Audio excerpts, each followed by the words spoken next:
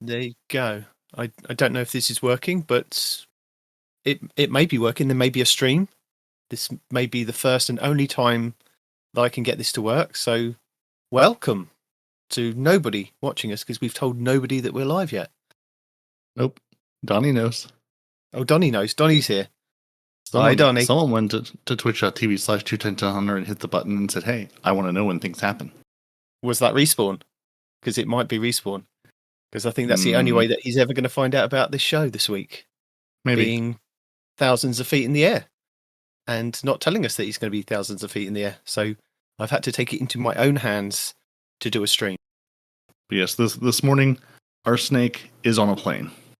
I don't know where our snake is on the plane, but our snake is on the plane. And he'll be off the plane at some point, and he'll never know the show happened. It'll be like a surprise for everyone. Ground control to respawn. Ground control to respawn.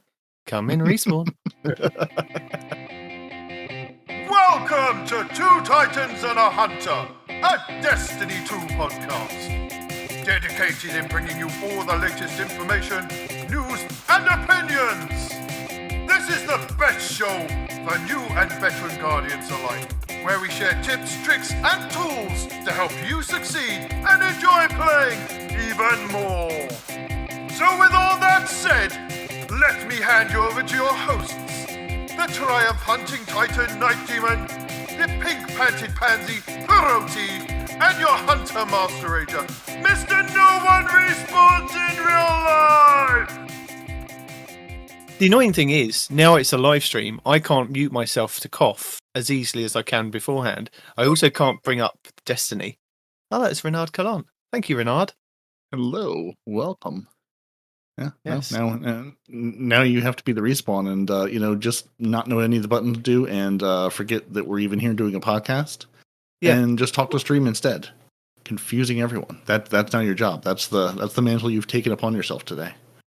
Well, the good thing about my stream is that my laptop is doing the stream.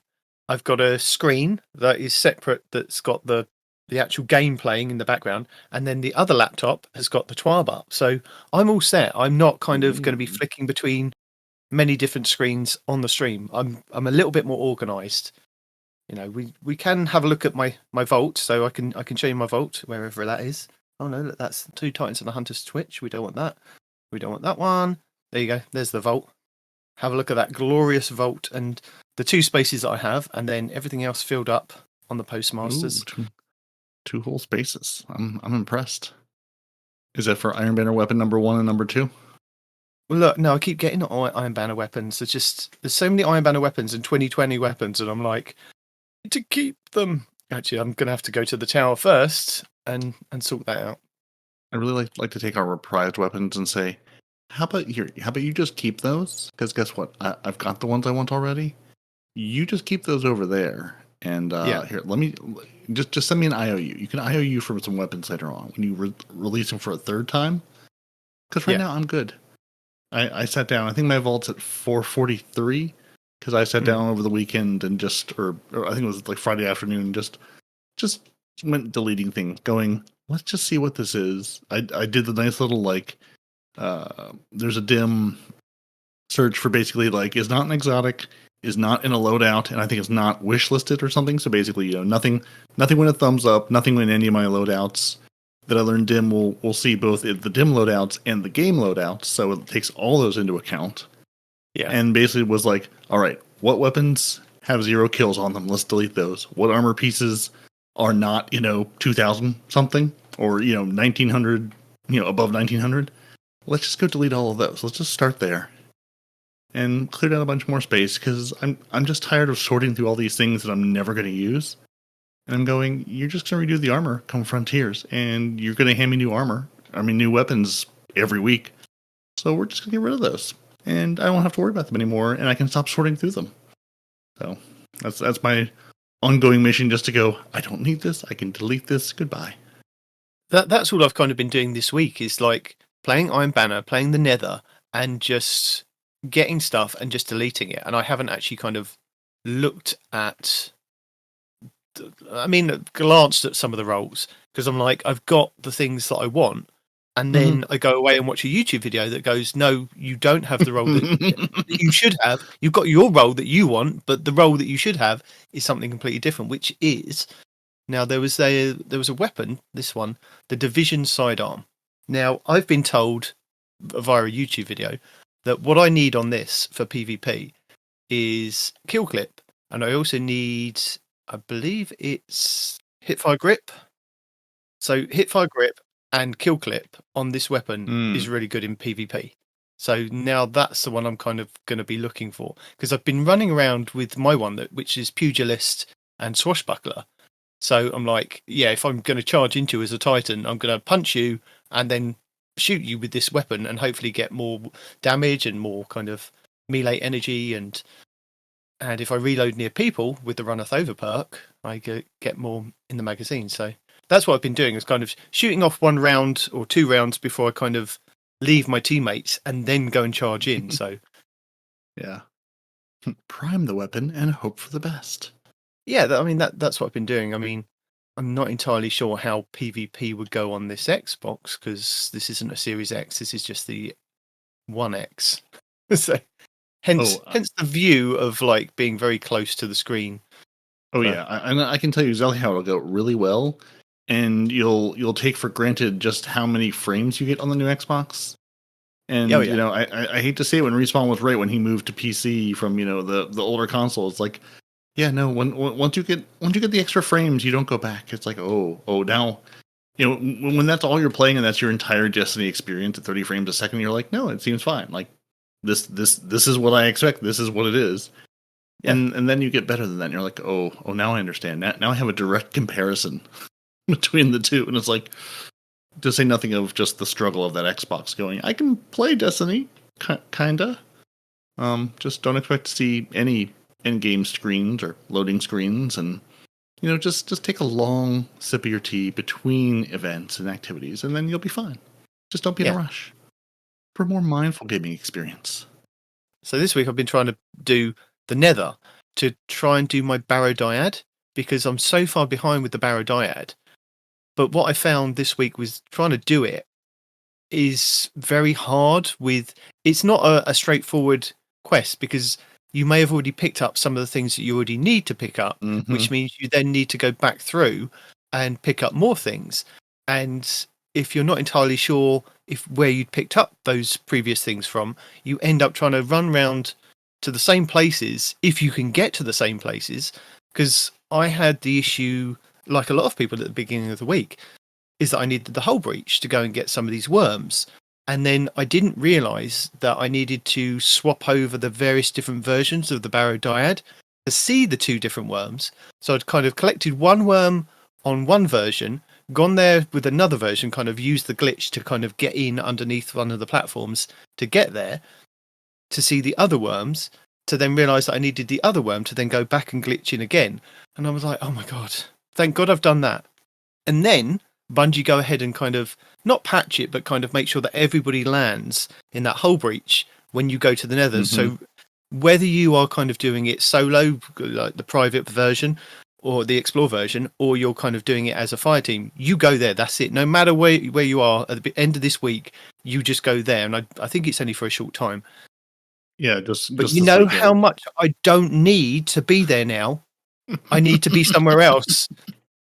Nope. It was frustrating. You need to be the hull breach. That's all you get. That was basically their solution, is because people weren't getting the hull breach as much as they had intended. So now it is everybody starts at the hull breach no matter what for the duration of this week.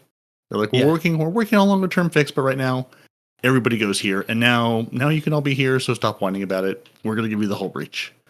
Oops. But the thing is, when you need something like the fonts, or you need something like the mausoleum, which I know it's random when they go, right, you're starting at the hull breach, and then you've got a chance of the other 2 places coming up to be transported there, or you have to run there, and they don't turn up, and you're like, please just spawn me in somewhere else. Please just and you're like, you do the first bit, and then you're like, oh, I don't need to. And then what made it worse was that I was playing with Blue yesterday, and we were both trying to get to the same point in the Barrow-Dyad quest, and I think he wanted the target lock. So it meant that I needed to catch up with him with the quest. So then I needed to go away and research and watch a couple of videos to find out where I needed to be, where he was.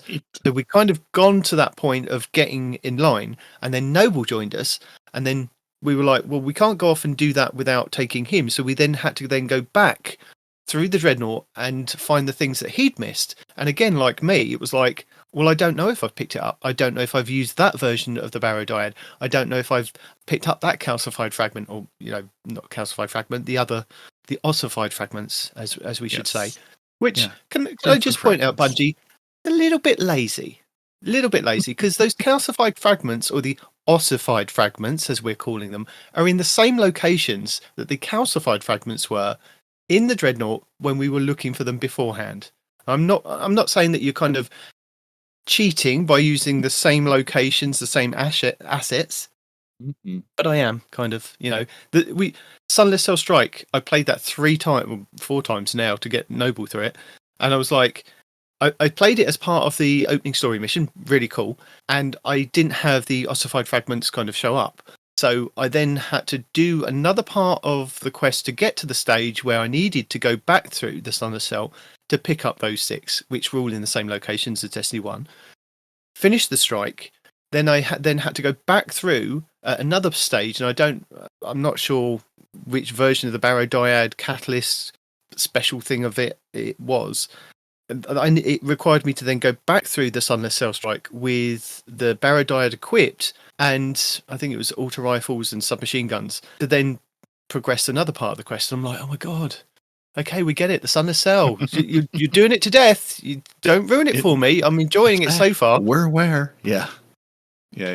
Go run this 1,000 times. And also, can we talk about how the Sunless Cell? It's awfully bright in there.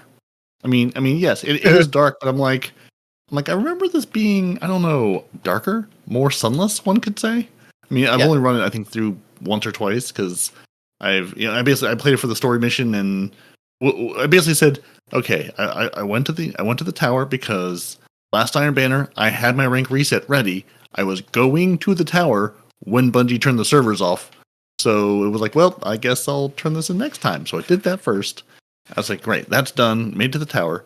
Then I said, let's play some story stuff, because I'm also just so far behind on everything.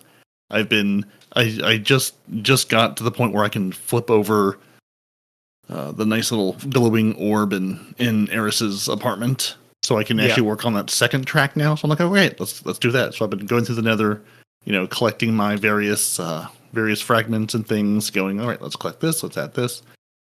Basically just picking things to the Barrow-Dyad. I'm like, I have something extra for it. Again, I've just sort of been doing it willy-nilly as I've been, when I'm in the Nether, I'm going, okay, let me look for these stupid fragments, because I know they're here somewhere, and just collecting them as I see them. So I know I'm going to have like 2 left, and I'm going to have no idea where they are. So I'll have to go grab a guide and go, okay, let's see where all of these are. I really miss the world of Destiny 1, where there were, people were putting together sites and using the API to go, here's the thing you have, like the sleeper stimulant quest, where you had to collect so many of those orbs or nodes or whatever they were. And thank God there was the knockout thing, because there were so many of them in so many different places. And it was all like, go to Mercury, start here, run over here. Like, there were so many different starting places. Like, you couldn't just wander across them. Like, you had to make, an effort to go and find these individually. And I don't know how people find these on their own. I don't know how many hours you would just wander around before you did the correct number of things to find one. Yeah. But yeah, so like I know I'm going to be there with the Barrow-Dyad going, all right, I'm missing likely the one I want. I can't remember, what all the different attachments and things are for it. I'm like, it'll probably be the one that the internet tells me is the best, or the one that I'd prefer, that I'll be missing at the end of this. But at least we'll have some of them. Yeah, I mean, I was looking through the triumphs and the challenges, and we found the one in the collections it's under Resolve and Ambition, which tells you what catalyst you've unlocked for the Barrow-Dyad, but it doesn't actually tell you where, like, you've collected worm 1 of 10 of this version, or worm 9 of the other version, and then you can then go to the guide and go, right, I need to go and load into like the mausoleum and go, right, I need to find the worms that are there, or I need to go here and find the calcified fragments or the ossified fragments. And it's like, it's really hard because they used to do that, didn't they? In the game, you'd be able to kind of look on one of the triumphs and go, right, it says I've got this one, this one, this one, this one, but I need that one and that one. So at least I know when I load in, I need to go and find it here.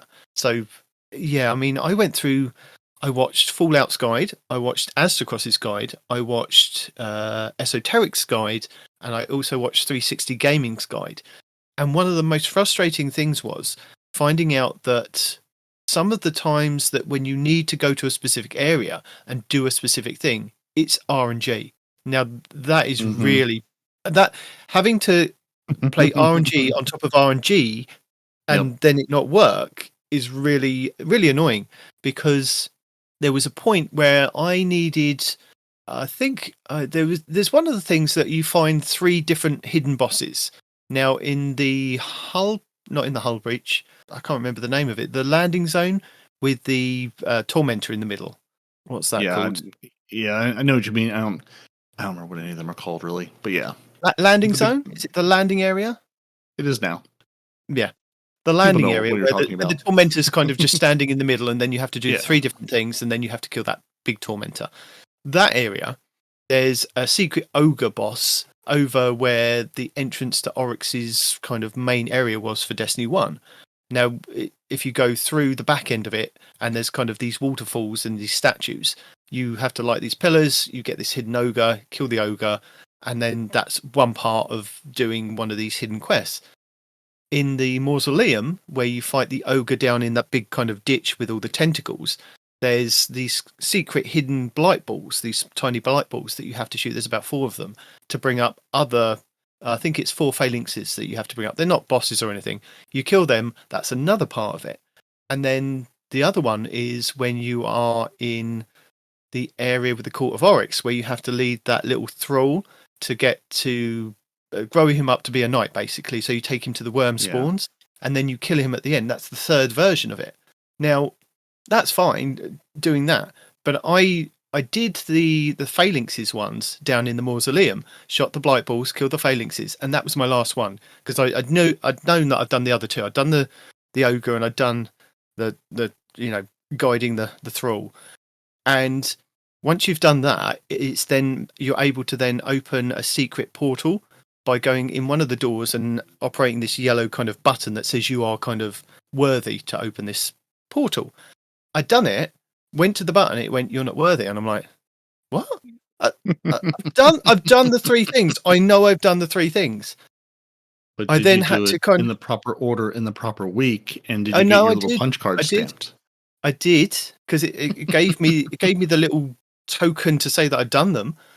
But that's the other thing. It doesn't show you anywhere in your inventory, which is again, you don't know if you've done it. You end up kind of maybe doing the same thing over and over and over again to go, oh, let's go here and do this. So I ended up completing that area of the Nether, flying back in, getting to that area again, because I think I was doing it on like private area. Went back to the same place in the mausoleum, and then it told me I was worthy without even kind of going around to all the bosses. So it was really annoying that I was then able to go and do it, but the game, I had to come out of that Nether, go to fly back in, and then it went, "Oh yeah, you're worthy. We now recognise." But the one that I've had issues with, is the one in the fonts. There's one in the fonts that at the back of one of the rooms, on the side, it's got 3 hive symbols, and they're different every time, and you have to shoot them in the right order. But they're on the little kind of tombs that are in the area just through the hole in the wall. So you find the right tombs, you shoot the 3 things, and it brings up a hidden box. You bring up the hidden box, and then on the wall behind, or on the pillar behind it, should be another hive symbol. You shoot the hive symbol, you can then go through and pick up another one of these parts to the quest. I have done that fonts, I'm not joking, about 5 times yesterday, and not once did that hive symbol show up on the wall after I'd opened the chest. And it wasn't until I watched the Fallout video that he says that it is complete RNG that hive symbol will show up. But you need that hive symbol to show up to shoot it, to then find the hidden entrance to go down underneath through this little walkway and shoot another blight to get another part of the quest. And I was like, Jesus, this is absolutely ridiculous that I'm playing RNG against RNG against RNG. And don't worry, if you get those hive symbols and you shoot the wrong ones, you get 3 explosive thrall come out, kill them. You could shoot all those symbols in the wrong order, and as long as you get the first one at some point, and the second one at some point, and the third one at another point, it will still spawn that chest. But because I think I initially did that a long time ago. I was like, oh, what are these symbols? Shoot all the symbols. All these like thrall came out, and I think I got the sequence in the end after shooting it all. And I didn't know that those symbols were on the wall just outside. Stupid me. Didn't go and check. Yeah. No, I can't remember if it was Fallout's video or someone like doing one of the initial quests. It was basically like, so we brute forced this one by just shooting things and screwing around. So yeah, I think this is how this works, but I don't remember. And I think it was only lucky because I think that part of the quest that I needed once you shot that blight, you then need to be in the hull breach area, and there's another little yellow button in one of the hidden rooms off to the side. And every time I went there, it said I wasn't worthy. And when I was with Blue yesterday, it told him that he was worthy, and he opened it, and me and Noble were able to jump through and complete that part of the quest, which then gave me this other fragment that I needed to progress the Barrow-Dyad quest. And I'm like, that is ridiculous. If I didn't have Blue with me, I would have been stuck on that for like until the game decided, oh yes, you can see that little hive symbol on the wall. Yeah. Now you're worthy. Well, I wasn't worthy. Blue was worthy, and I just followed him through the portal and picked up the chest. So worthy by proxy. Yeah. This. And, I mean, honestly, like this is kind of why I have not been terribly rushed to work on the seasonal stuff. Partially because I hear stories like this and going, even if you do it right, you're constantly playing the game of, did I do this wrong? Or is it broken? And the answer could be yes to both of those. It could be yes, both you did it wrong and it's broken. Or no, you did the right thing 6 times and it just says, no, you didn't. So I'm sort of like, I'll get to the story, but maybe once you fix it, or when I have time to sit down with a guide to have it walk me, hold my hand and walk me through and say, this is what you need to do. Because it's just so frustrating to try to play the guessing game of, am I doing it right? Or is the game broken? Or what's happening here? Yeah. I mean, that was my thought, was that I'd done something wrong, or I hadn't done something in a specific order to get it to kind of work. And the other frustrating thing is leveling up the 2 different tombs. So you have to level, I think it's to get to level 12 on both of them to actually get to the point of being able to progress the quest. I think it goes, collect the worms, all 10 worms on both kind of versions of the gun, and then it's then you've got to have made sure that you've leveled up to level 12, and then you have to go off and do something else. And it's like, it is. I know it's an exotic quest, and I know it's meant to be kind of hidden and things, but it shouldn't be RNG based as well. I mean, as I said, having to fly to the hull breach every time, and then just hopefully trying to get one of the other areas that you need. Because let's face it, you don't need the hull breach after you've managed to get those worms. It's not like you need to come back here every single time. It's like, right, well, I've done the hull breach. I've found all the different hidden things. I've watched the guides on. There's these hidden dogs that there's like. Have you seen that in one of the rooms? Hidden underneath one of the areas that we used to be able to get to are these like taken dogs. And if you go in there and kind of just crouch and hide from them and just walk really slowly, you can get round the back of them without shooting them, and a Toland appears, and that's another kind of hidden thing that you can kind of do. And I'm like, interesting. Yeah, when I first went in there, I went in there with the sword and just killed them all because they were all kind of attacking me. So I was like, oh, okay, no. Yeah. I mean, I've seen that. I've seen those dogs showing up on everything and going, honestly, they usually get killed by the lightning before I even know they're there. But yeah, I've got a couple of videos queued up to watch about, here's all the secrets. Because I'm like, I'm sure I'm missing 1,000 things all over the Dreadnought. I'm like, I'm just trying to get through some of the story, and then sort of passively working on my Barrow-Dyad, going, okay, let me keep an eye out for the fragments, let me pick up the worms when I see them. I'm trying to like keep an eye on the radar as I'm running through, going, is there a worm here? Is there a worm over here? By just going and playing it and not trying to sort of sit down and do that specifically, because I feel like I just need to play more more of the Nether. It's like, hey, this is the thing. There's lots of stuff here. You just haven't played it enough to really find all this stuff. So I'm trying to sort of just interact with it more. Yeah, I mean, that was the issue that I had, is that I'd kind of done, like, picked up a few worms here and there when I kind of went round. I was like, oh, no, I don't know where I'm going for the other worms because it's not on a kind of checklist. So. Yeah. I know I'm going to hit that point where I'm going to need to go look it up, because I'm going to say, okay, you're almost there. You're almost at this thing. It's like, well, now I have no idea what I've grabbed. At least though, it's not, too bad just to wander your way back through it. And I'm really glad you can just like pull up the private mode and do this, where you're not trying to do this like, you don't have to do the expert level version, or don't have to, it's nice to be able to do this at your own pace solo.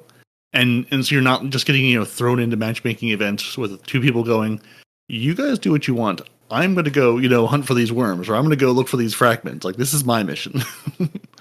So I really appreciate them giving us like, the solo option that, hey, are you just trying to get these quests done? Here's a way to do that without, potentially inconveniencing or working against two other people who might also be on the quest, like at a different spot you are. So yeah, I mean, it's great doing it with the group, but if you're just solo, it's nice just to have that as an option, which I've really appreciated with all this whole quest line and everything.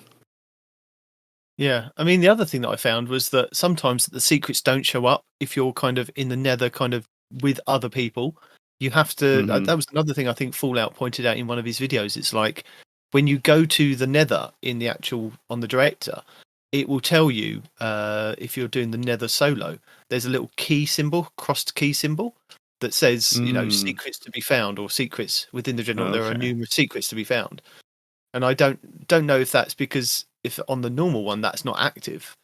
So sometimes, like when I was looking in the fonts and I was with other people, those symbols were there. I was able to shoot them again, and nothing kind of came up. I'm like, oh, Jesus. Interesting. Yeah. Like I'm so used to Destiny just never telling you anything. I hadn't even noticed like the secrets to be found thing. I hadn't even noticed that there was a difference, because again, I've been here long enough. I just assume I'm going to wander in and maybe it'll be here, maybe it won't, and eventually I'll look it up and it'll tell me, oh no, you have to do this one to do it that way. So that's nice that they are actually saying, no, you have to go in here. You have to go in here or not go in here, and this is how you can get this quest done. If you're looking for secrets, go play this mode. You could have your secrets or you could have your adept weapons. You can't have both at the same time. You have to choose. Yeah. So apart from that, kind of having to fumble my way through doing like Nether this week, I've been leveling up, doing my Iron Banner, and just having a bit of fun in there. I haven't reset my rank. I haven't finished doing all the wins yet, but I envisage at some point I'll get there. And there's no rush at this point. I'm thinking, yeah, there really isn't. I've got another Iron Banner like in a couple of weeks, and I think it's the 29th that it comes out, isn't it? So there's no rush. They actually give us a date and everything. Yeah. I still need wins to guild my thing. I think I'm at 80, 82 or 85% where I was from last time, and I just was playing with teams that weren't playing the objective, so we just never won. Which Iron Banner did you play this week? Did you choose the two? Okay. See, when choice.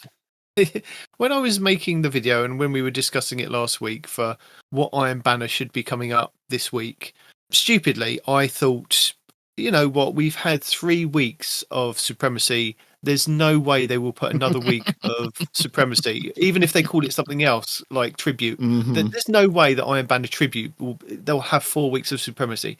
I was so wrong, wasn't I? I was just so wrong. to think they're like, at this point, we've tested Supremacy. We're pretty confident it's going to work. If we bring out the Iron Banner version, it will also probably still work. Just why? Please, why?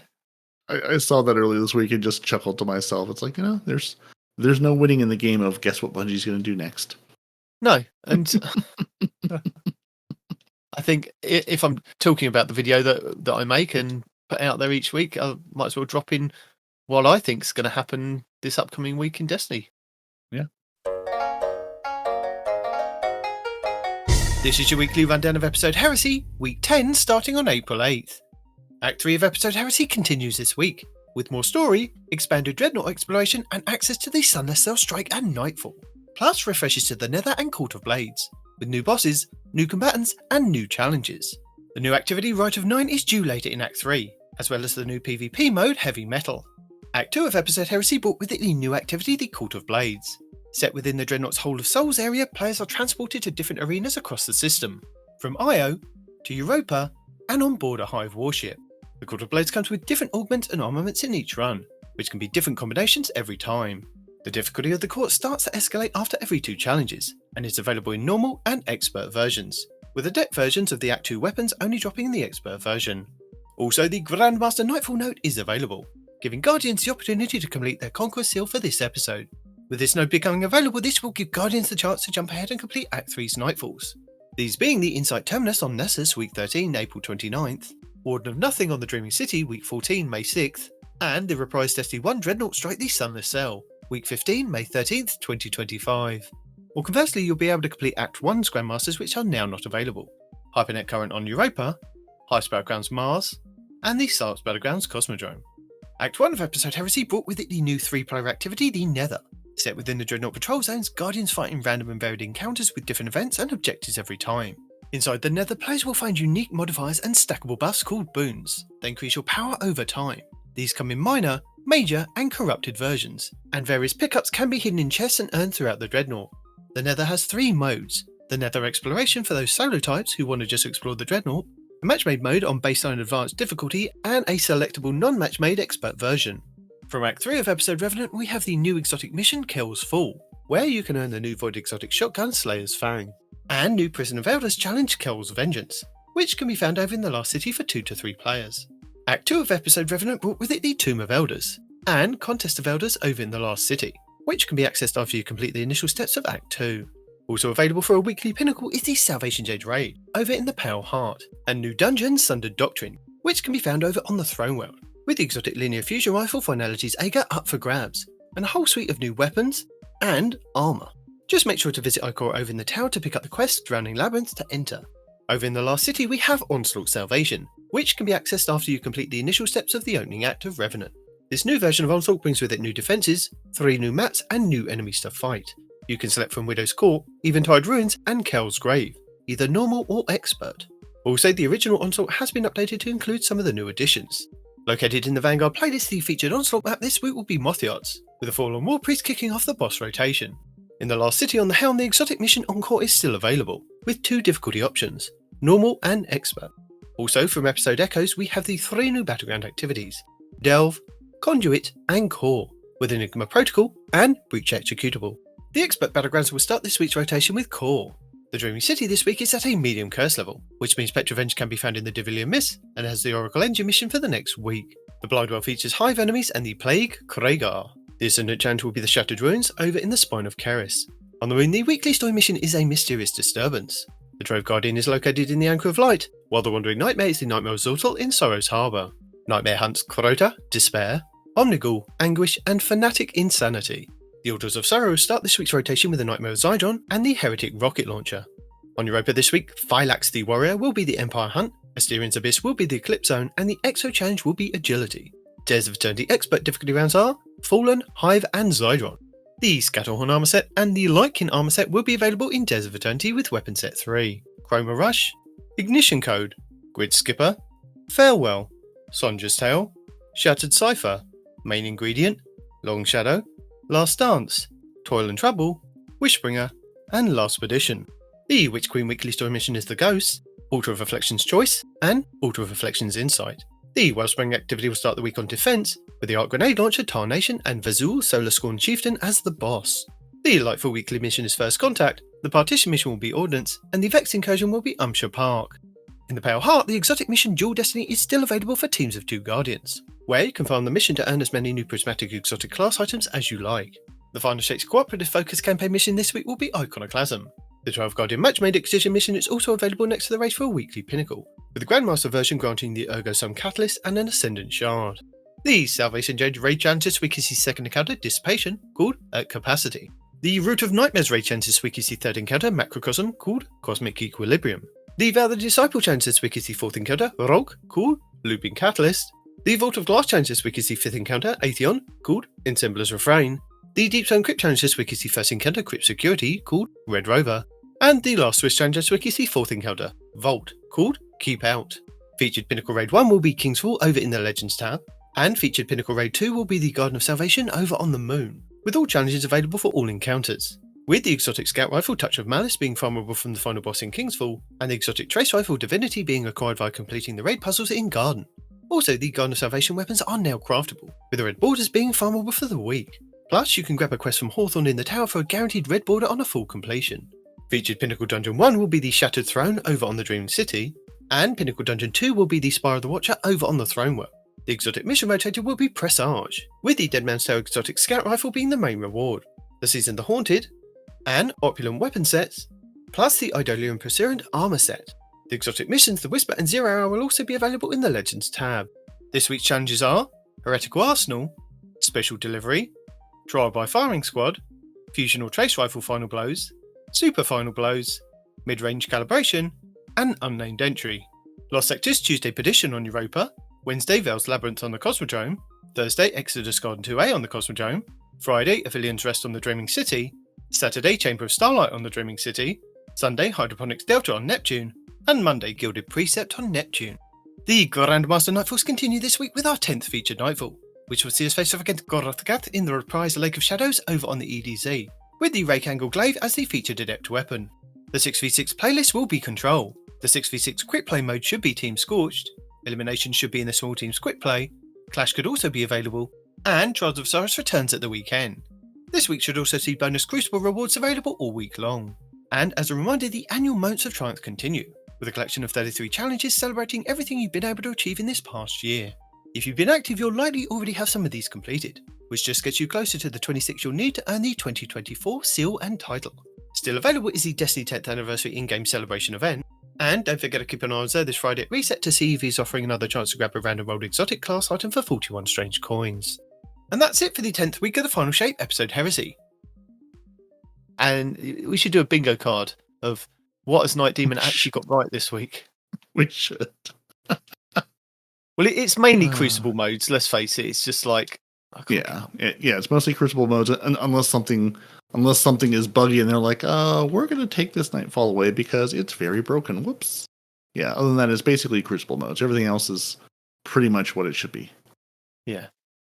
I mean, the other thing that at least they said in the TWAB this week, and apart from other things, they didn't really kind of come out and say explicitly this week when people were saying, Rite of the Nine and the heavy metal will be out this week. And, I even put in like the video, like it said Act 3, but they didn't say which part of Act 3 it's going to turn up in. Yeah. I doubt it's going to be the first part. They want to kind of keep the momentum of the act going so we get through the story and then we can kind of play those other things. So they did kind of address that in the TWAB this week with saying it's there, it's coming, there's going to be a patch beforehand and then it'll be live. It's like, yes, because you need to take out the Crayola weapons first.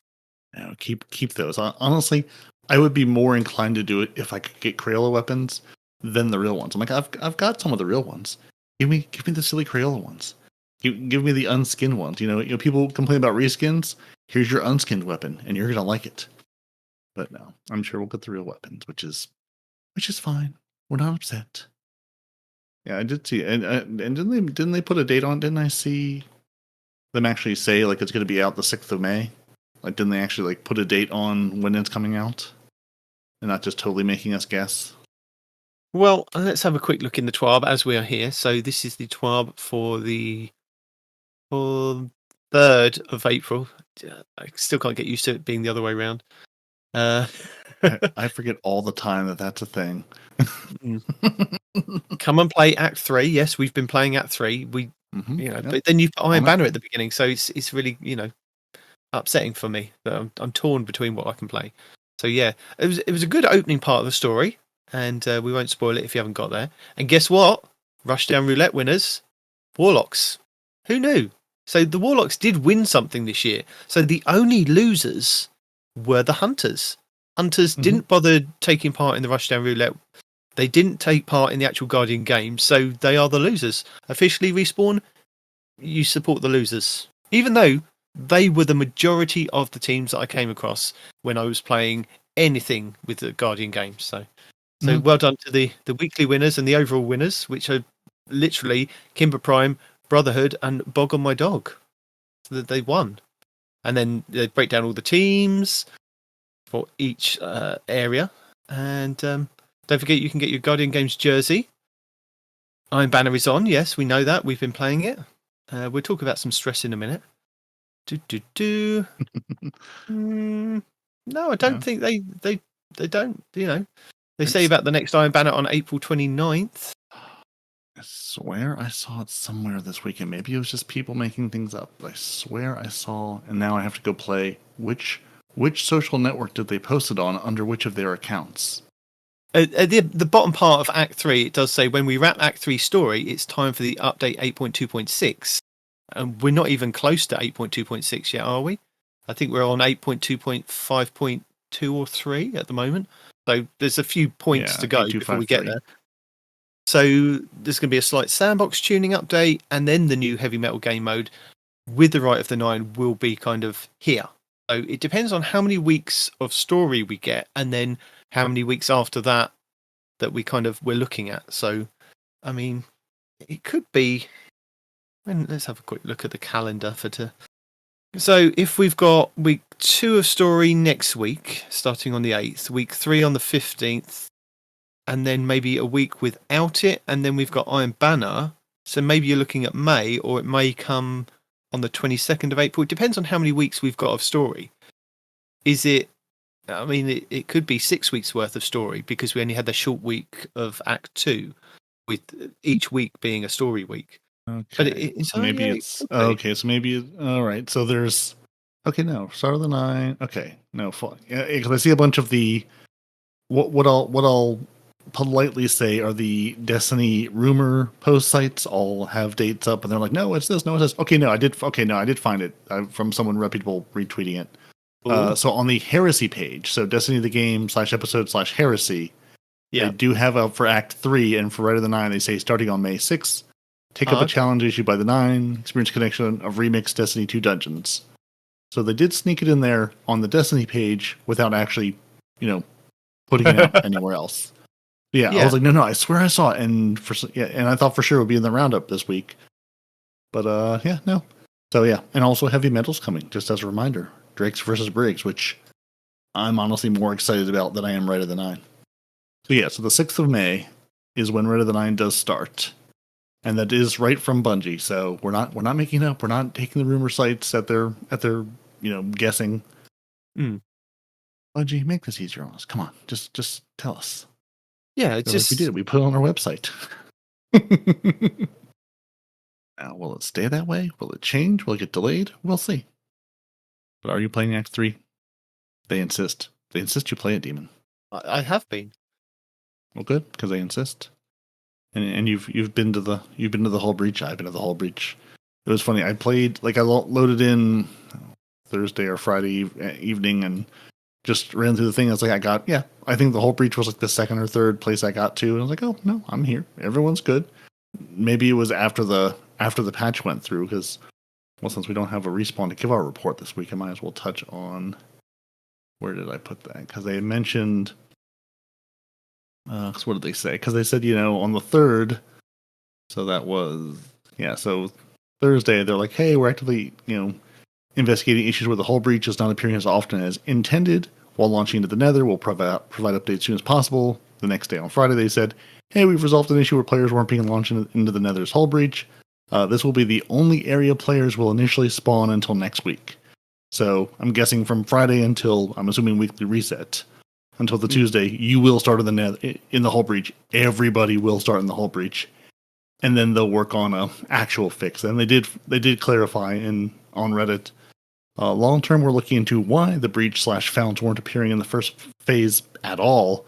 But for now, this override should help folks hit the new content and hunt for some fun collectibles. Thanks for the feedback. Keep it coming. So they are working on a longer term fix for it of why we're never going to get the breach of the font set first. So it's coming, but it's not here yet. Oh, good. And apparently, if you've been doing Court of Blades, there's 2 quick issues where there's you can soft lock at some of the bosses. I think Donnie asked about that. He asked me if I knew about that. So what does that mean? Yeah, so basically they're saying let's see. They said on, what was this, the 2nd? What was that, Tuesday?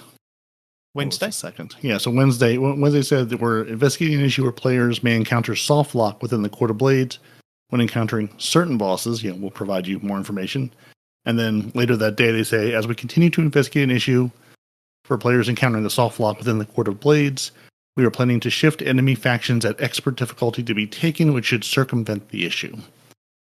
As a note, players may still encounter the soft lock in other difficulties. So they're still working on an actual fix, but on the expert level, they're shifting the bosses to taken, which seems to make the issue better. They didn't say it'll completely solve, but it said it should help circumvent the issue. So you may still encounter one, but something with the non-taken bosses is making it, buggy. So they're working on it. It may not be fixed, but at least it should be better. So that's that's live and in there. And yeah, that was basically the two things they had mentioned this week in terms of, hey, this is the thing we changed, or this is the thing that's buggy, and now it should be hopefully working better. Hopefully. Yeah.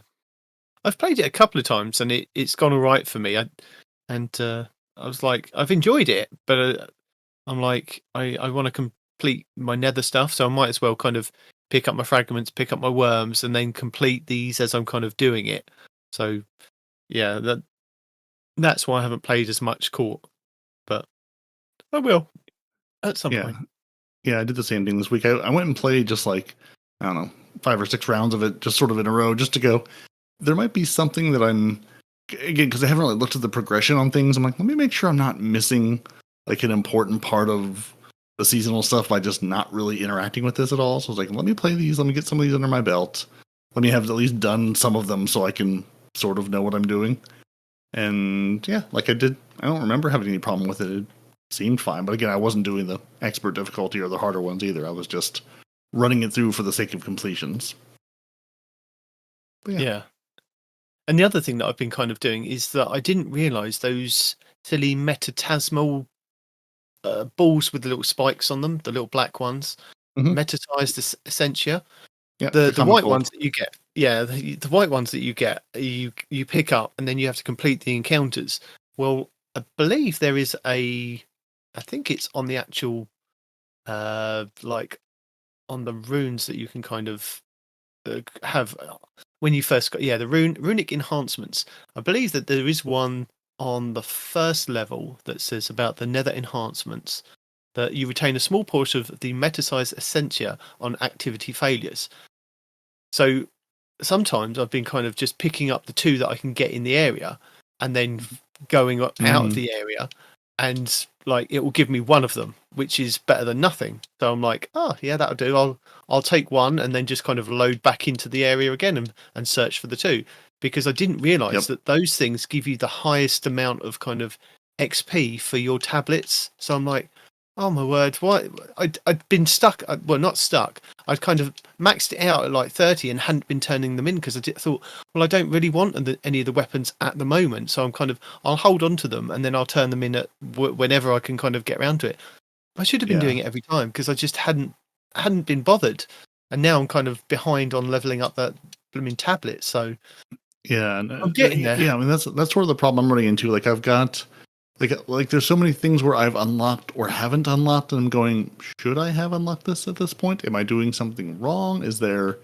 I mean, yeah, because I think part of it is just, my wanting to play the activity more is just, just to earn more of those things, earn more materials, rank up a little bit quicker. But part of it, I'm just like, I don't know if I'm, I don't know if I'm doing it right. I don't know if I should be turning things in or I should be switching something over. Because again, it's the Bungie of, you're playing a game and you're having a good time and you're interacting with all this stuff. Oh, there's 6 other things you should be interacting with, but you basically have to have someone take your hand and say, here's how this works, because Bungie just doesn't.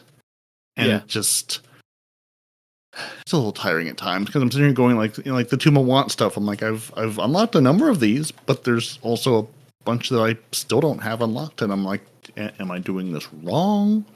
Yeah. Like is it just because I don't now? Some of these are I see are tied to like things in the new things on the Tablet Ruin, the new artifact perks, like the to shreds perk, and with the gold from lead they just released.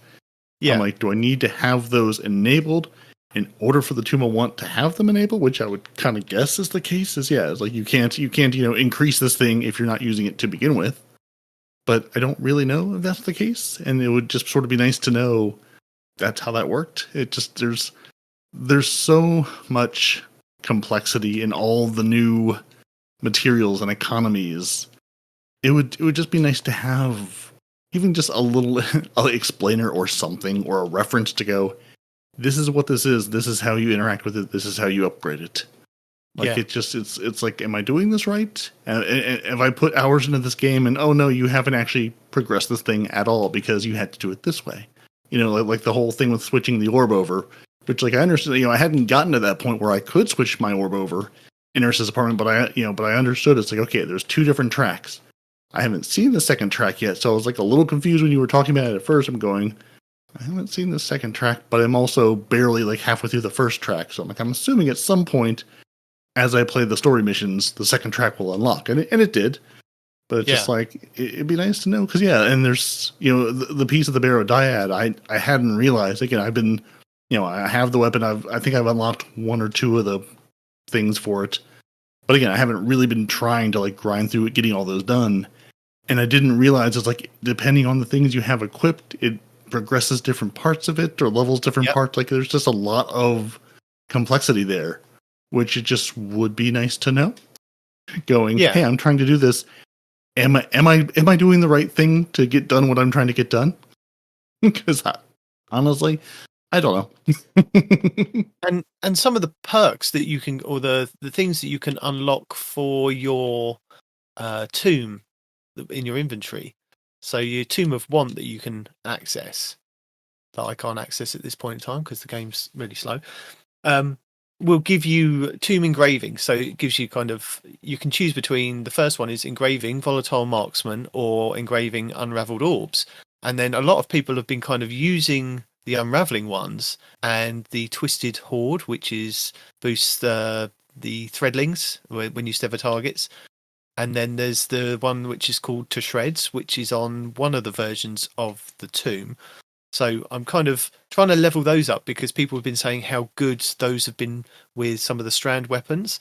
And I'd been kind of on the hype train of the Barrow-Dyad, putting down my barricade and then just sitting behind it with the Barrow-Dyad, just the bog standard Barrow-Dyad. So I was like, I want to kind of upgrade it, because I enjoy doing these PvP activities. I want to kind of get into doing more kind of Court of Blades, and especially with the Rite of 9 coming up, if this weapon does shred as good as it does, and I've got these kind of perks that I can kind of beef it up with, then and also kind of unlock the catalyst for it, this is going to be fantastic. But then Blue yesterday was using the Final Warning, which is the sidearm that we got many moons ago. I don't know where. I don't know if the strand one. Yeah, the strand one. And I was like, why are you using that over the Barrow-Dyad? He's like, it's amazing, it's amazing. And then I saw a video, which I will put in the show notes, that I think it was, it's Astrocross. It was an Astrocross video where he did the testing. He went to the Templar and he was doing the testing with the Barrow-Dyad, and just doing a bog standard Barrow-Dyad. He wasn't kind of using the barricade. He was just using it. I think it was on a Peacekeeper Titan, so it just reloaded the submachine gunner faster. And he was trying target lock and one for all, and which one kind of worked better. And I think it was target lock, but he had to be at a distance, and he had to take off the automatic firing thing. So if you have, I think it's auto reload, or there's the semi-automatic thing that you can put on the full auto game setting. The accessibility setting that those of us who are older gamers have just turned it on, going, now I have full auto across the board.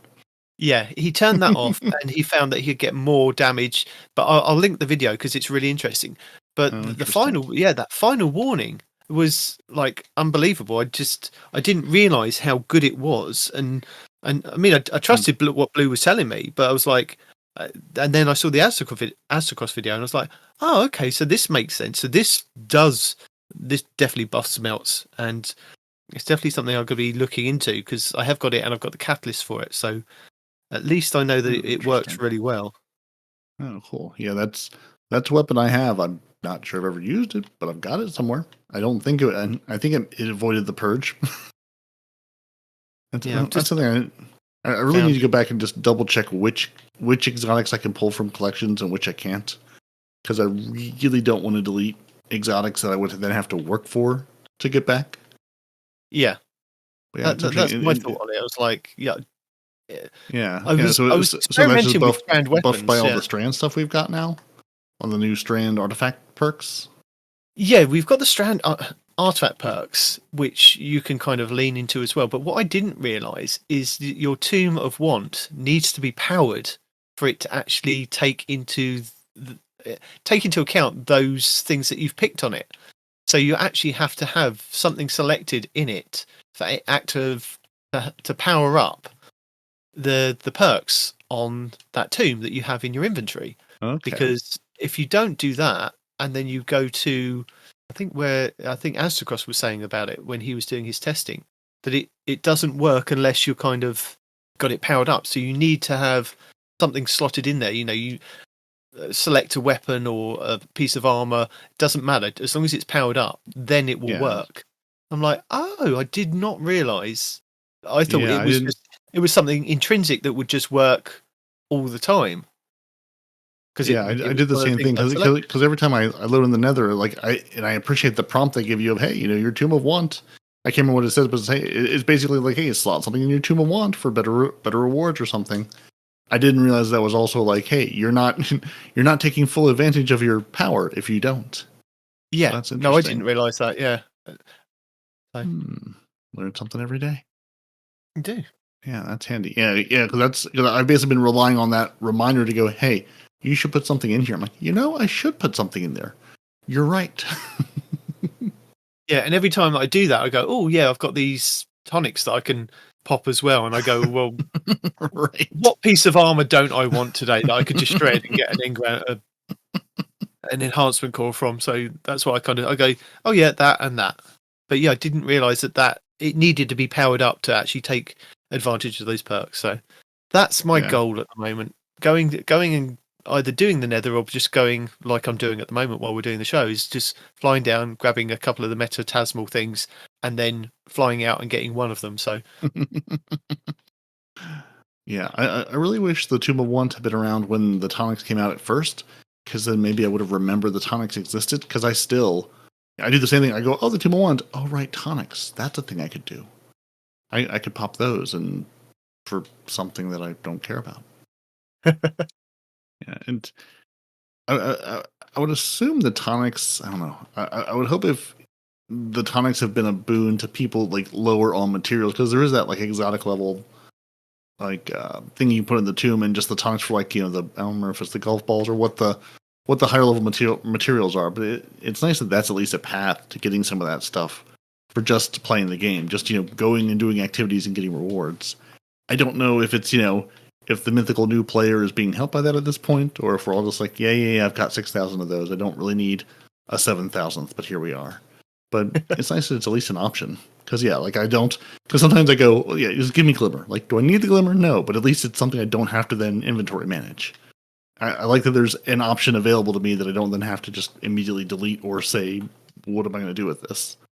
Yeah, I'm completely maxed out on Glimmer. Every kind of play session, I'm like, I've got so much Glimmer, I don't need any more Glimmer now. Can we stop with the Glimmer, please? Yeah.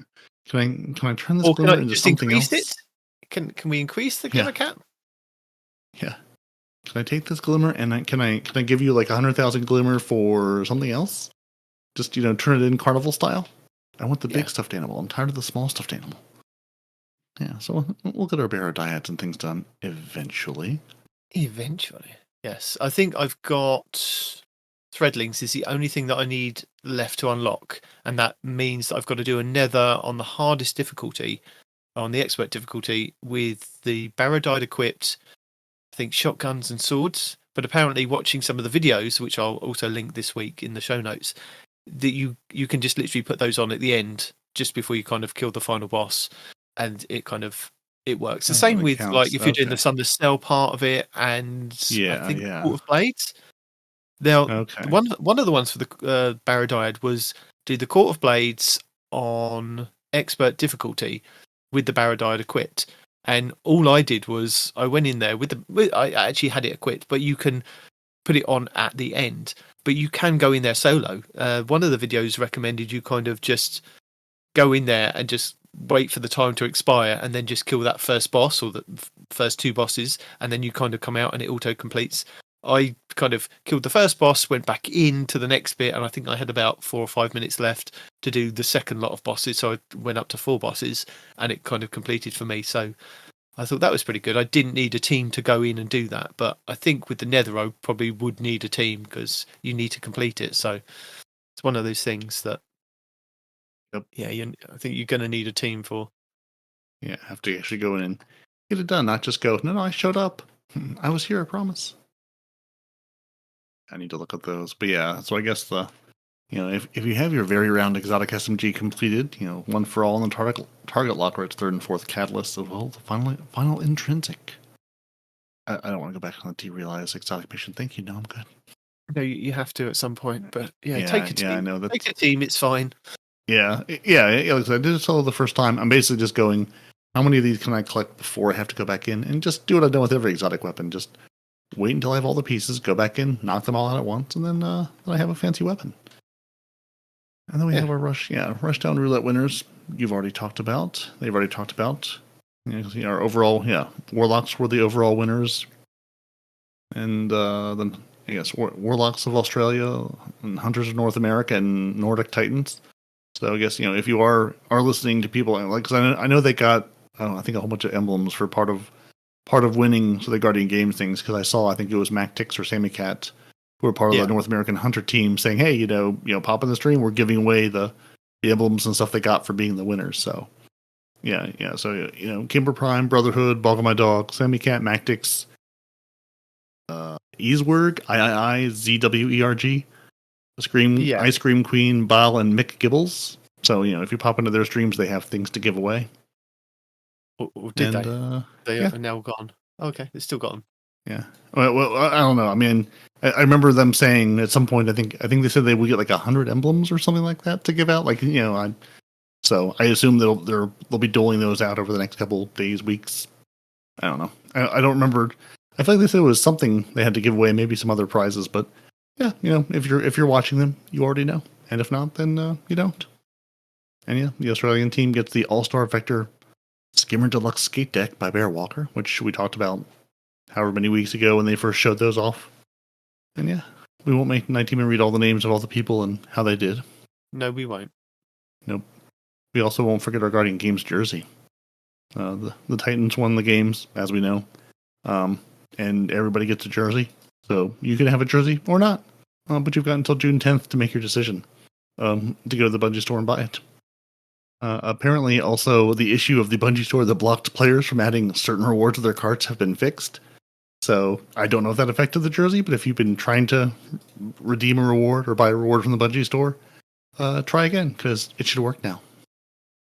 Yeah, next Iron Banner is this week. Next one's the end of the month on the 29th. And another one coming after that, probably in May. I'm hoping there'll be another one. Hopefully. They'll maybe tell us about that ahead of time. Maybe not.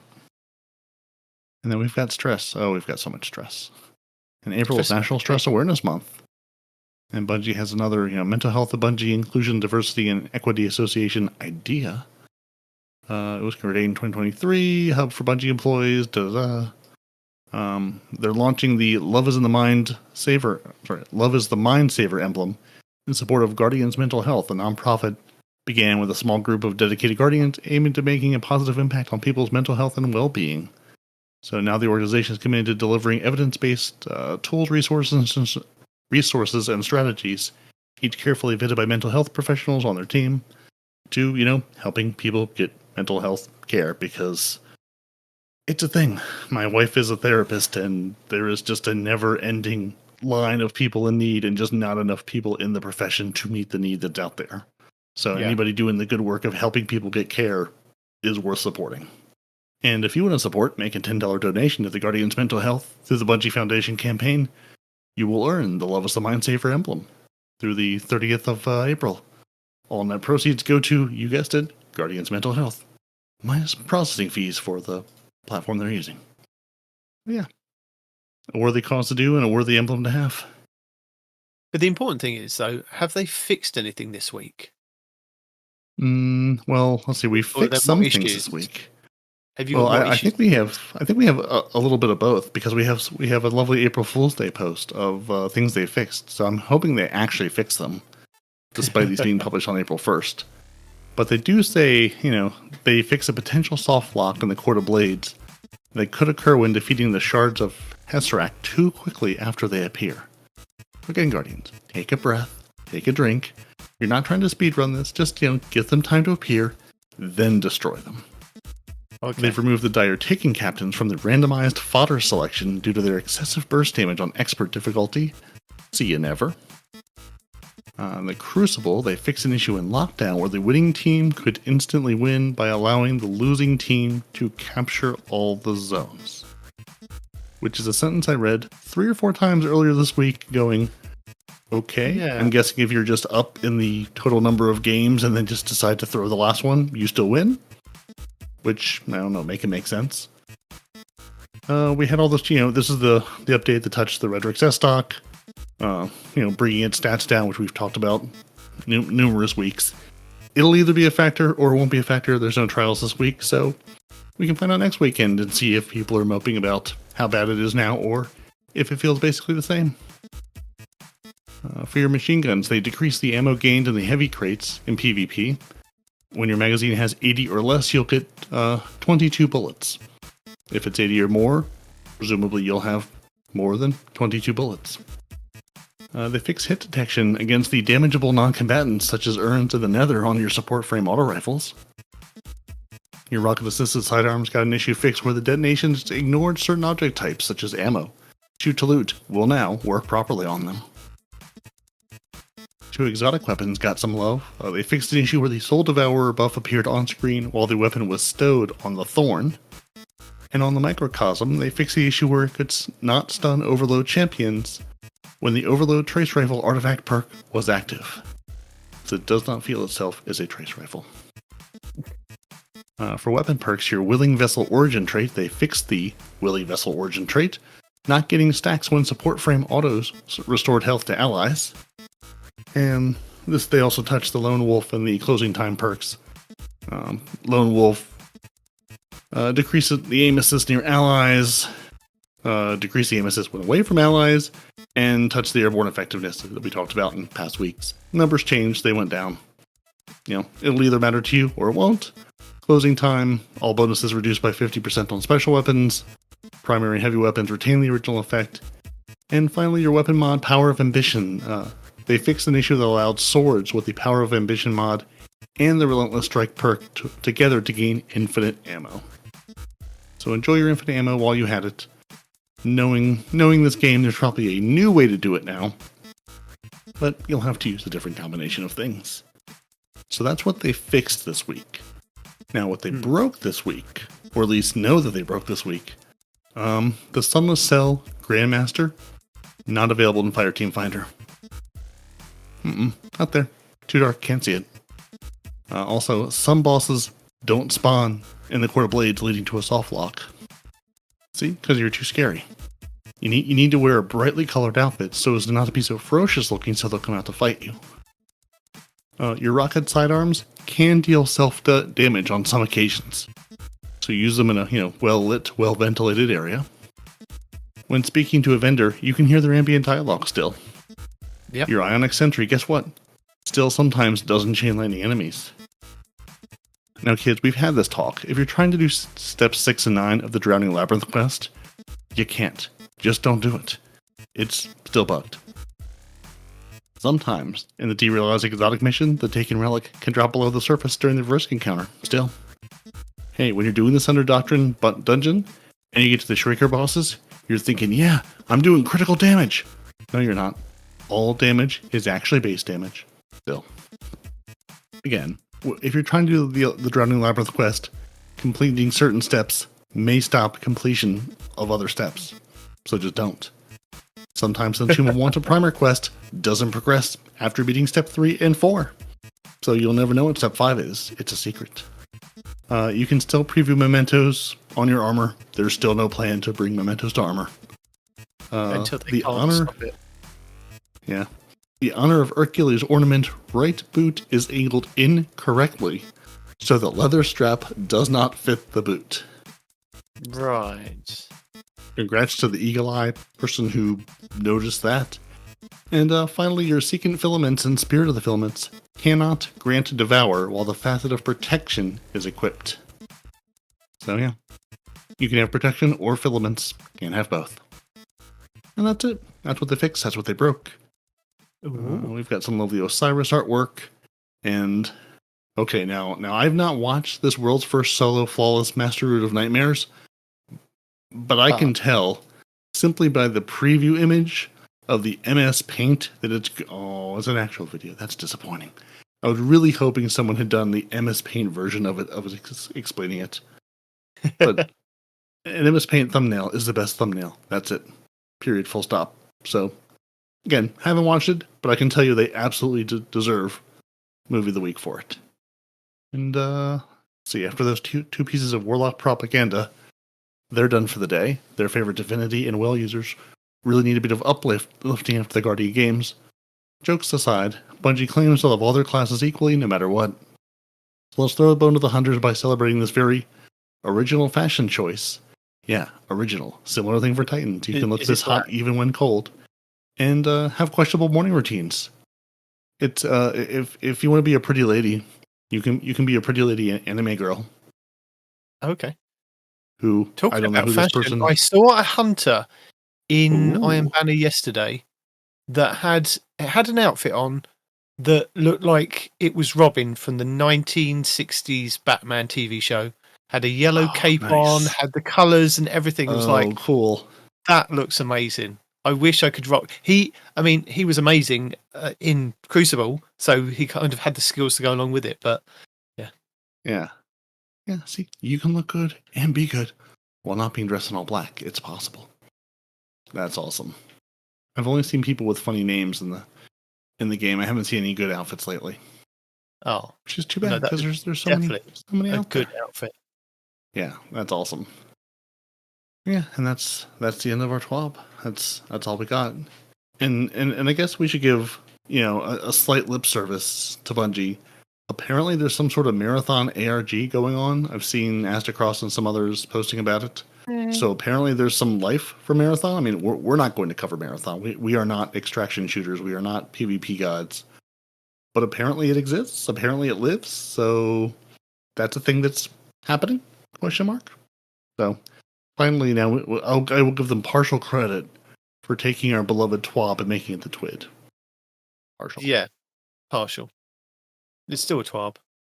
It is, and it always will be. Yeah. So yeah.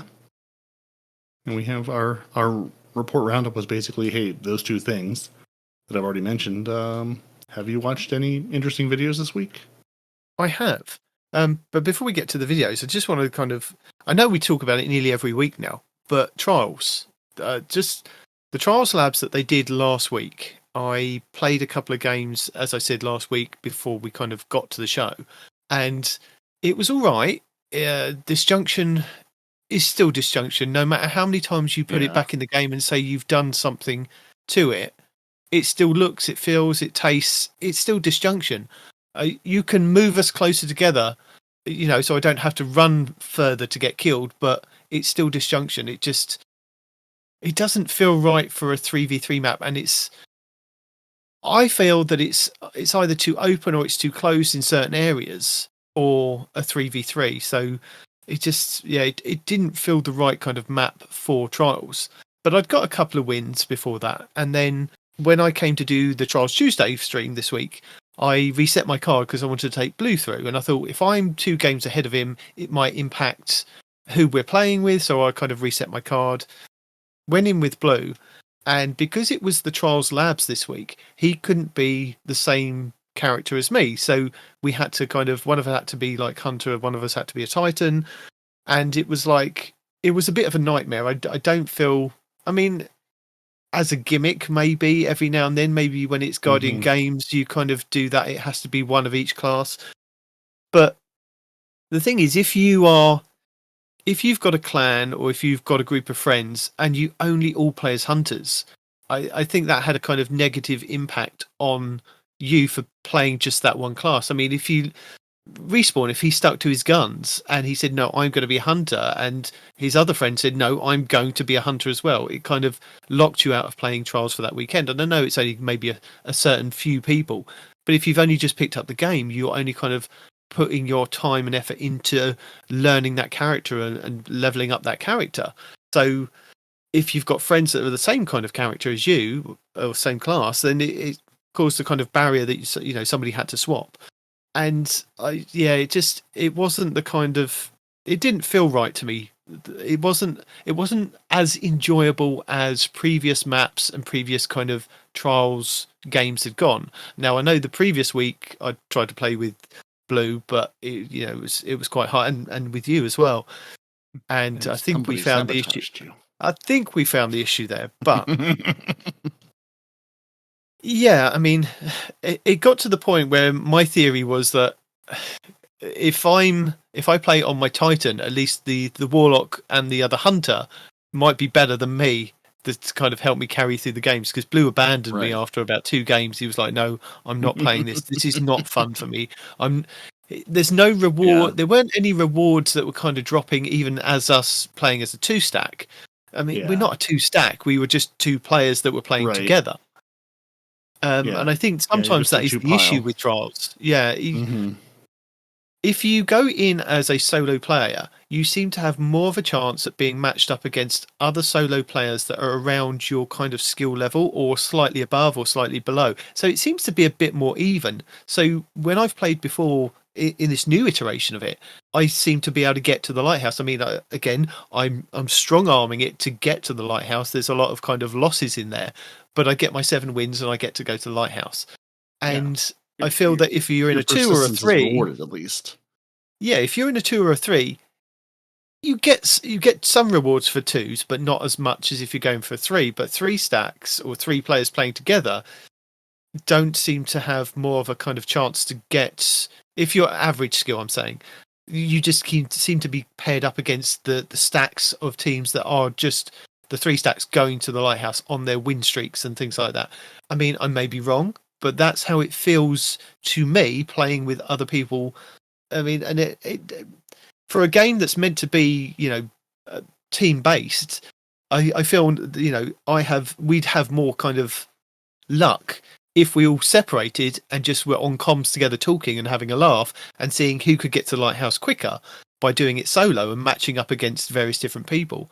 But yeah, it's just it just didn't feel right, this Guardian Games one that they threw in at the end, this Labs one. So hopefully when Trials comes back after Iron Banner, it may feel a little bit different, because I mean, it sounds weird, but it sometimes it's nice to go in as a hunter and not have to be that hunter that everybody's looking at to go, right, you're the hunter, you are the one that's going to be slaying out. And we're like, no, that is not me. I'm just coming in to play as a hunter and get used to playing as a hunter.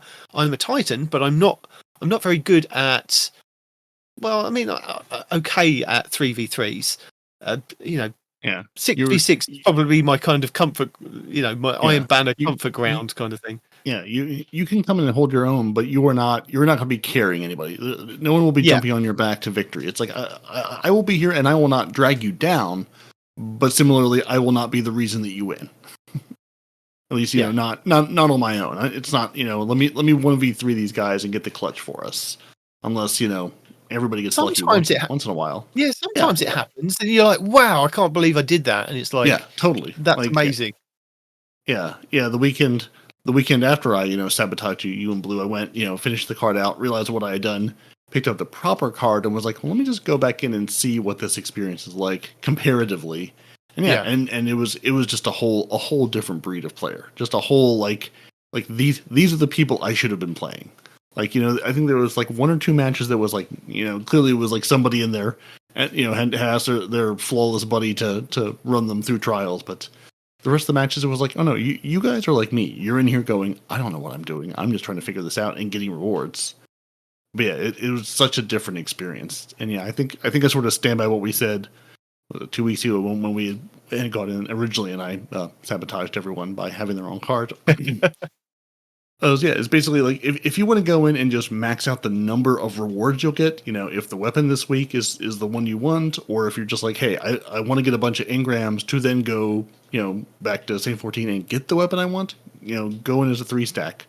Understanding that you're probably not going to have a great time with it, but you will absolutely be getting like drops after every match, every series. I can't remember what the terminology is, but like you will get a whole bunch of weaponry and you will get a whole bunch of emblems. Like if you're just like, I want tickets for the slot machine, go play as 3s, especially if you don't have, all the time in the world to be like, let me hop in, an hour here, an hour there on the weekend. That will probably be your best return on that investment. If you're like, I want to do well, I want to go to the lighthouse, I want to have the best chance of sort of, success in that way. Yeah. If you're good, bring a friend, bring 2 friends. If not, go in solo and say, have it put me with the other solos. It'll do a much better job with that matchmaking. Yes. But yes, so videos this week. So I will throw in all of the Barrow-Dyad videos that I watched this week. So as I said, I think 360 Gaming TV had one with like the Nether stuff. Esoteric had, again, I'll put in the Ossian Fragments and all 20 worms. So that's different, both versions that you switch your Barrow-Dyad to. We have the 6 locations for the Sunless Cell, ossified fragments, the how to get all 4 catalysts from Esoteric, 6 hull breach secrets from the Nether and the Dreadnought. That's from 360 Gaming TV. And I also have the additional one that they put out today. There's another secret in the hull breach. It's just a hidden platform, but you'll be able to find it. It's quite easy to get. The weapon that I mentioned earlier, the sidearm, whatever it was called, the Division, I believe that was the one. Yes. Ashi calls it the scummiest weapon in PvP. Barrow-Dyad, the putting up the numbers, the damage test from Aztecross. So does it do as good as it has been? Maybe, maybe not. Well, I've already told you. Fallout Plays how to get every catalyst for the Barrow-Dyad. Aztecross has got his final guide for the Barrow-Dyad, going over all the different things: target lock, one for all the worms, all the coalescence, which are the hidden things that you get from the hidden chests. And So yeah, it's just. I did watch Cheese Forever this week, going over the game-breaking melt boss's damage glitch. It might get disabled, and that's the to shreds thing. But nobody's mentioned it getting disabled. I think Bungie are quite happy with us using it, so I'll throw that in as well. There you go. Not yet. Yeah, and I forgot. I put earlier in the week. I stumbled across not so much a video as a channel on YouTube. Yes, you said, yeah. With Lazy KB, he is it is home of the world's most powerful Guardian rank 2. Just ignore that his latest video is John LFG is moving on to Guardian rank 2 to 3. And he's someone who basically is like, I'm going to go do like in-game raids, in-game activities as a Guardian rank 2. Which I had not quite, like, I knew there was a bunch of stuff you didn't get, but like armor mods and weapon mods he doesn't have access to. Like he can't masterwork his armor. Like there's a lot of things he's done, sort of like sort of talking about, giving yourself the extra challenge. And sort of he plays as this character, John LFG, and he joins these LFGs, as this rank 2 Guardian, and people are like, who is this guy? Why is he here? But then he's got a trillion clears on this oven. And it's like, no, I am here to Sherpa you through this. And so he has a bunch of different videos on his LFG experiences, his Iron Banner. He does a little bit of this, a little bit of that. A lot of it is GMs and raid stuff. He does some with a purposely terrible microphone, just like the most terrible, scratchy, hard to hear mic. Which I feel a little bad for those LFG people, but honestly, I've been in LFGs with those people who I don't think were doing it for content. So, no. But yeah, I watched a handful of videos of his this week, and yeah, he just plays as this John LFG character and goes in as a Guardian rank 2 character and just absolutely wipes the floor with things. And so, it's like someone, it's like we say all the time on the PvP side. You could hand Frostbolt, you could hand Grenader Jake, a blue armor and a random weapon, and they would be at least, fairly successful with it. So this is sort of the PvE version of that, which I just thought was neat. Again, in the quest of just who's out there doing interesting things, I really enjoy watching some of his stuff. Going, hey, I've done all this stuff, and like he goes over, I can't remember which video it was, or maybe all of them. It's like, hey, as Guardian Rank 2, I don't have access to all these things, and his most recent video from 3 days ago at this point is he's like, well, I feel like I've done Guardian Rank 2 as much as I can. Like I feel like I've hit all the highs, I've gotten all the clears. Now let's go to Guardian Rank 3 and see what that's like.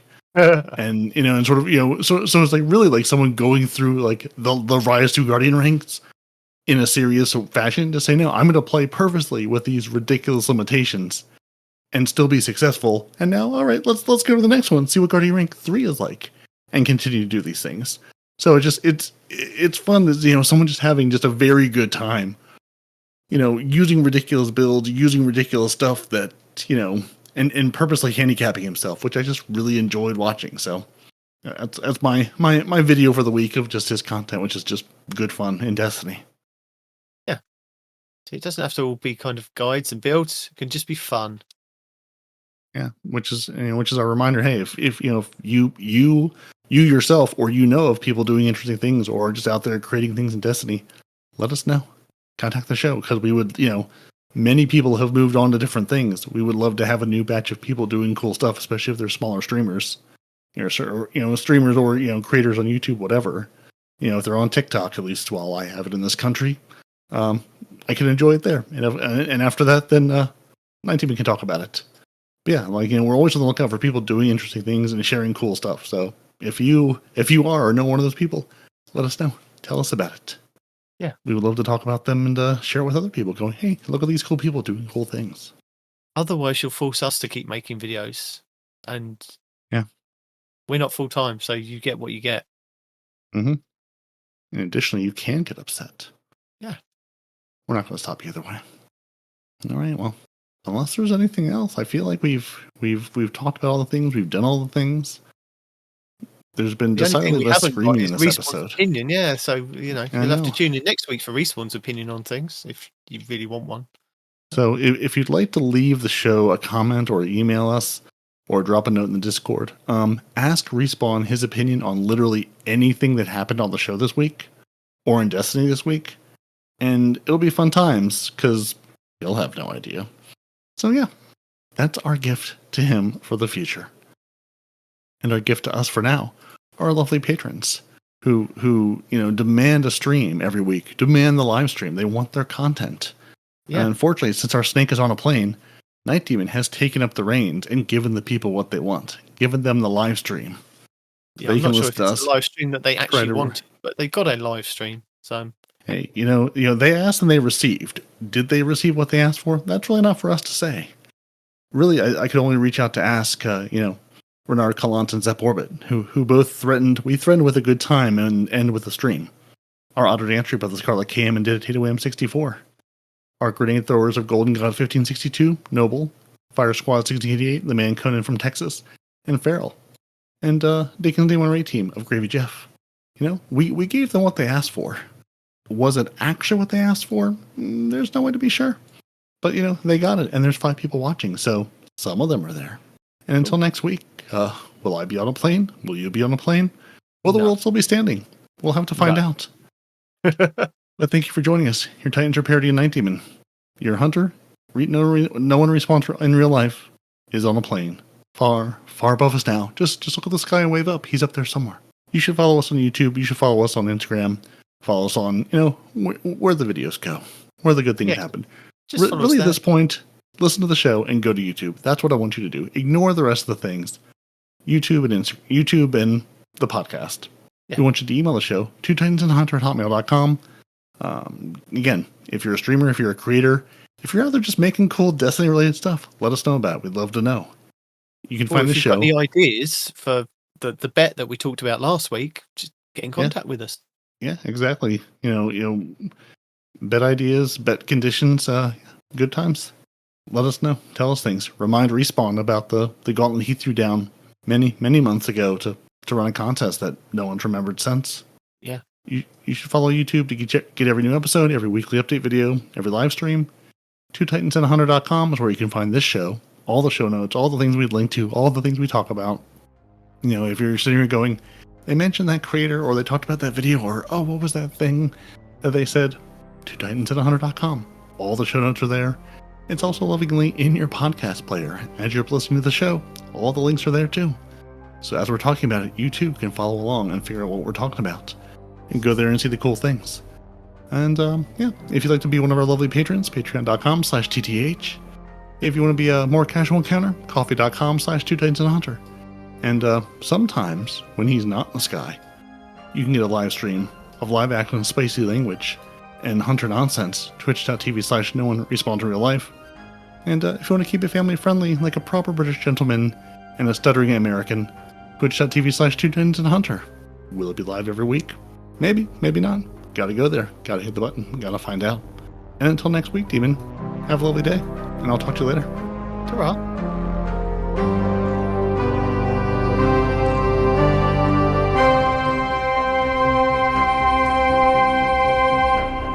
Two Titans and a Hunter, a Destiny 2 podcast.